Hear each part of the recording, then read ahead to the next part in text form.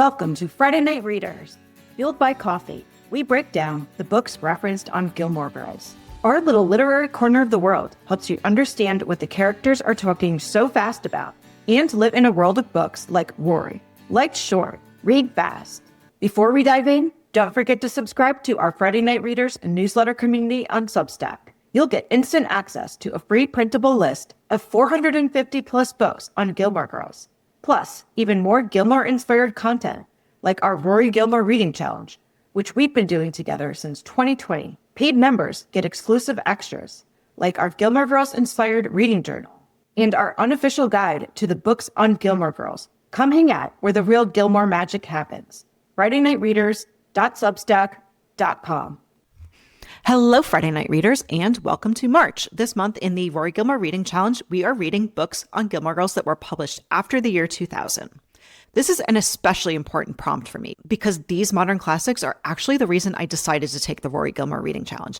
Let me bring you back to 2020. It was the middle of the pandemic, and I was reading a lot of books that were popular on Bookstagram, but I felt like they didn't live up to the hype. I was also looking for a comfort show to watch, and it was becoming fall, and people were starting to talk about Gilmore Girls. I realized that I never finished the show because I was in school at the time. And I also thought back to the book list that had been floating around the internet, which contained all of these books that were popular during that time that I had also missed, as well as the classics that weren't required reading for me in high school or college, but that I still wanted to read to be a, quote, well-read reader.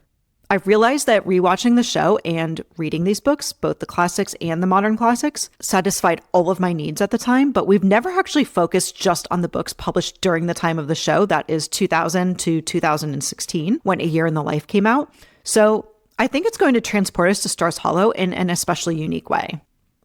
First, let's talk about our featured book of the month, which is Wild by Cheryl Strayed. When I really sat down and thought about it, I thought that no book published after 2000 on Gilmore Girls could be more iconic than Wild. Spoiler alert, if you haven't seen A Year in the Life, Lorelai takes the same journey as the author, or at least she attempts to, which is 1,000 miles on the Pacific Crest Trail in order to deal with her own grief over losing her father. Now, in the author's memoir, she was actually grieving the loss of her mother and some other life hardships like divorce.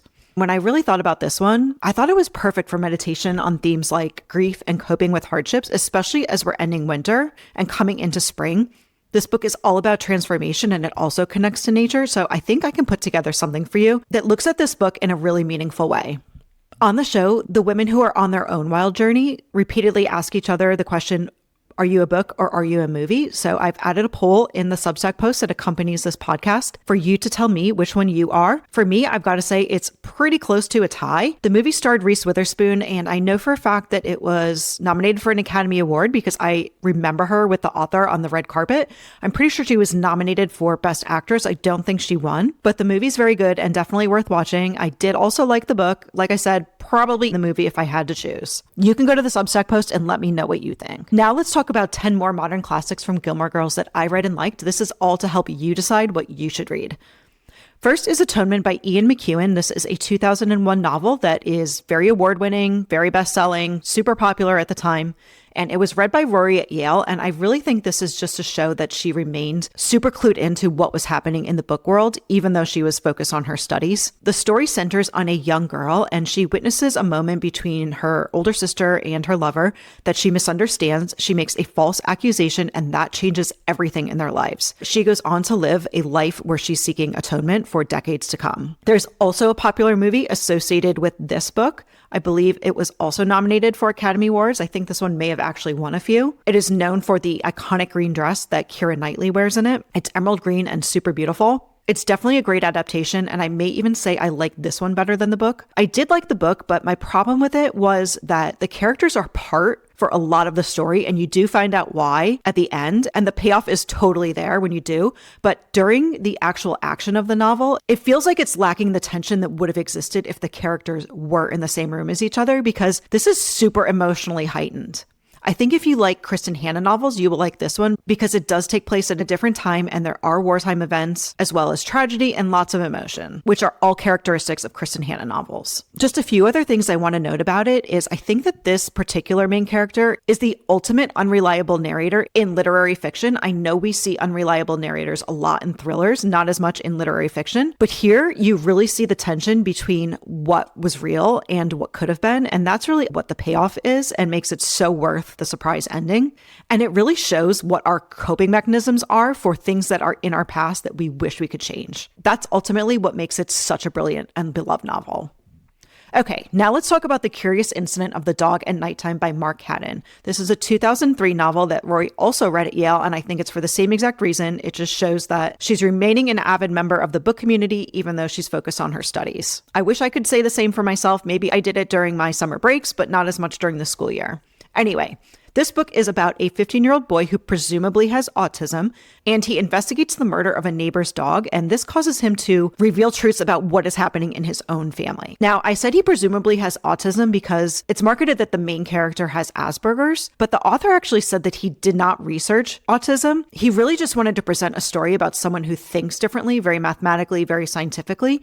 And I will note that some reviews said that it was accurate, some said that it wasn't. Overall, I thought it was a super unique way to present the story, and I will also say this is one I definitely recommend you read in print or digital ebook because it has a lot of illustrations and diagrams that physically show the way the character is thinking, and that's what makes it so unique and so interesting. The one thing I didn't like about it was that I just ended up feeling sad for this character because his family situation really isn't that great, so it's not necessarily going to leave you with happy-go-lucky feelings. I do also want to note it's banned for profanity and religious content. Again, this is very scientific, mathematical way of looking at life. Lastly, if you like to consume things in different ways, I also want to tell you that it is a play. Now let's talk about Eat, Pray, Love by Elizabeth Gilbert. This was a 2006 memoir. Another one that was insanely popular at the time, and it also has a movie starring Julia Roberts that I loved probably more than the book.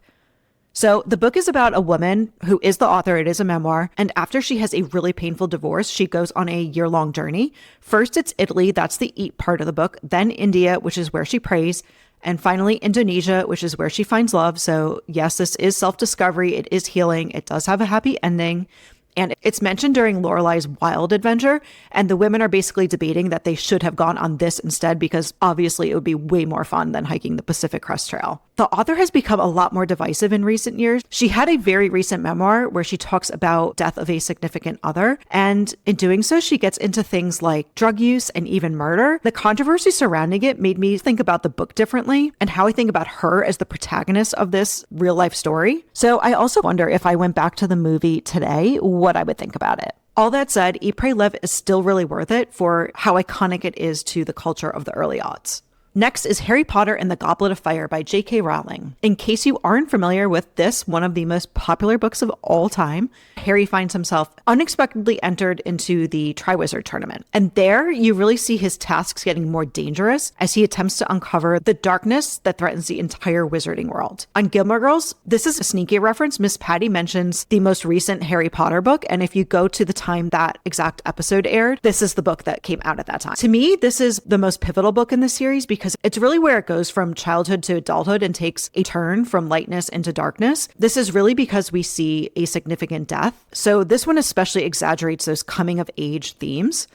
And yes, it's fun. We do get Quidditch and the tournament itself, but it's also dark and for either mature adults or adults. The only other thing I want to note about it is that my favorite way to consume the Harry Potter novels is through the illustrated editions. They used to be done by Minalima. I don't know who's doing them now. It looks very similar. It may even be Universal. But anyway, they are the full text, but they're illustrated and they're interactive. So you can do things like unfold a map while you're reading it or play with a little game. It sounds childish, but I'm telling you, I read these editions as an adult and it really is super fun. The only other thing I want to tell you is that Audible can be a good way to listen to these as well. I know they are doing full cast productions that are exclusive to Audible. I'm not sure if they've gotten to Goblet of Fire yet, but you may want to check that out as well. All right, He's Just Not That Into You by Greg Behrendt and Liz Tuccillo, 2004. Where do we start with this one? Truly an icon of its generation. I believe that this one started on Sex and the City, where Miranda said to someone or someone said to her that a man didn't call them back because it's a sign that he's just not that into you. In other words, if he was into you, he would call you. It really is that simple. And you don't have to make excuses for a man or sit around wondering why he's not calling you. And then it really took off because these authors were on Oprah and really everyone was talking about the phrase, he's just not that into you. It seemed like something that really did empower women to get out of their heads and become more realistic and more healthy in their dating lives. In other words, stop sitting around, stop crying, stop wondering, stop making excuses. If he's not calling you, just move on. You will find someone who does love you enough to prioritize you and call you back. There is a movie adaptation for it where a story is written around it. I did not think it was that great. And this is another one where the author is like a bro. So I wonder how I would look at him in an even more modern context. But at the same time, when you break down what he's saying, it does really make sense. I know when I finally found my husband and stopped dating, it really was that simple where if he said he was going to call me, he just did. As for Gilmore Girls, this is a book that Lorelai refers to, I believe, while she is at the inn. Next is I Feel Bad About My Neck by Nora Ephron. This is everyone's favorite movie queen, and she takes a funny look at aging through essays as she navigates how truly absurd it is to get old in a modern society. This is one that Rory refers to in the summer episode of A Year in the Life. I read this book for our challenge, and it's something that I continue to think about a few years later, especially as I age, and I will even tell you this story. On my 40th birthday, I opened my cell phone camera, and it was one of those things where it's pointing towards you when you don't realize it's pointing towards you, and it pointed at my neck, and it was the first time in my life where I actually did feel bad about my neck, and I bought neck serum that day and thought of Nora Ephron. I also think what's funny about this is Lauren Graham writes about it. She has a few fiction books and a few nonfiction books. In one of her nonfiction books, she has an essay that says something like, I feel bad about Nora Ephron's neck. So it's full circle. And I think it's funny because Lauren Graham is so much like Lorelai in real life, and we see that through her writing. So I just love that she alludes to this book when she talks about her own aging. I think this is a book, while I loved it, it does have a very New York voice, brash, irreverent. So I think you may want to think about that when you decide whether it is or is not for you. I think if you are from a really big urban city in the north, like I am in Philadelphia or New York or Boston, you'll probably like this maybe more than other places of the country. The Life-Changing Magic of Tidying Up by Marie Kondo, 2011. You may recall this one also from A Year in the Life, and this is a little bit of a spoiler alert if you haven't seen it. Emily relied on it during her grief to clean her house. Another super popular book that's really had success over many years because it was a recent Netflix show, and that kind of brought it back into the zeitgeist again. What the author is known for is organizing your home by only keeping items that, quote, spark joy. So spark joy has become this phrase that a lot of people use when they're decluttering now. I did personally get into it when the Netflix show was on, and I did read the book, and I totally followed her folding methods. And I also remember taking 9 bags of trash out of my house. But I will note that one thing I don't agree with her on is her limit on books. I think it's something like 27 that she wants you to keep. I'm sorry, we are Rory's. We cannot keep 27 books. If it sparks joy, I'm keeping it. I've gotten away from it in recent times, but that's really more so because I've decluttered so much that I don't really need it. So I think that kind of shows that it really worked for me. Maybe that was the point after all. Next is The Lovely Bones by Alice Sebold, 2002. This is one of my favorite books of all time. You may recall that it was read by Emily's book club, and it is about a teenage girl who is murdered in the first 50 pages. It's graphic, and a lot of people struggle to get past those first 50 pages. But I'm telling you, what happens next, she watches from heaven, and it's all about how her family copes with her murder and the impact it has on their lives. And that's really what I love about it so much. I'm really a family drama reader, and when I picked it up, it was actually in a Borders bin on clearance during that time when I was in law school, and it was summer, and I was just looking for something to read, but I didn't really know what was popular at the time. There are actually millions and millions of copies of this book sold. It's one of the most popular thrillers of all time. It ended up absolutely blowing me away. And I really think it's because it focuses not just on the hunt for a killer, but also about how each member of the family deals with what has happened in their lives. Now, when Susie, the main character, is in heaven, That stuff is a little bit weird and supernatural, especially in the movie. The movie actually is not that great for that reason, but it's really what the story is about as a whole. One quick story is that I actually went to the movie set. It was filming near me in Philadelphia, and I guess you can say I snuck on. They were outside of the family home at the time, so I did get to see Peter Jackson, who is the director of Lord of the Rings, and he directed this movie, and some of the cast, as well as the old-time cars, because this is a book that takes place, I believe it was 1970s. And this was my first truly immersive experience of seeing a book come to real life, and it actually gave me chills. It remains one of my most favorite bookish experiences to date. Again, this is one of my favorite books of all time, so I very highly recommend it. Next is Nickel and Dimed by Barbara Ehrenreich. I am not sure if I'm saying that right or wrong. This was what it's like to work for low wages in America. And this really is meant to expose the struggles of the working poor and how hard it is to make ends meet. Lorelai reads it in the hospital. I believe this was when Gigi was born. This is another book that I picked up from the library while I was in law school. I don't totally remember why I chose to pick this one up, but I did. Maybe because I was a political science student before that. So I was very interested in social issues, and I don't really remember it. So it falls in the middle of the pack for me. I do think it would be interesting in a modern context, though, because the wage gap has widened so much more since that time. I wonder how much it resonates today and how much we can apply to what people are experiencing right now. Finally is The Year of Magical Thinking by Joan Didion. You'll probably know this one because it is a very iconic book reference on Gilmore Girls. This was Rory's Martha's Vineyard book. It's not your average beach read. It's a memoir in which the author reflects on her grief as she navigates her husband suddenly dying and then her daughter becoming critically ill, all in the same year. So yes, it is very heavy, but what I want to note about it is while it sounds emotional, it's really more cerebral and reflective. And this is really just because of the way Didion writes. It's almost like a meditative voice where she's soft and she's poignant, but it also feels very slow and deep. For this reason, it has a very melancholy tone throughout it, and that's why I liked it but didn't love it. I will note, however, that many readers love Joan Didion and love this book. I also will note that there is a stage show, and I did find evidence of that on YouTube. I'm not sure if you can watch the whole thing, but you can probably watch at least part of it. Okay, so those are the 10 books that I read from 2000 to 2016 on Gilmore Girls and what I thought of them. I hope my discussion helped you decide what to read. And if you want all 63 books that were from the 2000 to 2016 era from Gilmore Girls, you can go to the full Substack post that accompanies this article. Yes, I have actually gone through each one and Googled the dates to make sure it's accurate for you. And there, of course, you can also upgrade for exclusive content, printables, and access to our chats and commenting. The way I look at it is that your subscription to our book club is what helps you commit more deeply to this reading challenge and have a fun virtual space that also is a safe space to engage with other people and supporting my work and the mission behind it, which is to make reading classic books easier and more fun. If you're wondering what I'm reading, it's going to be I Remember Nothing by Nora Ephron, because I can use her dose of humor in my life after a long, hard winter. It's also a pretty short book. Head over to Substack and let me know what you're reading. See you next time.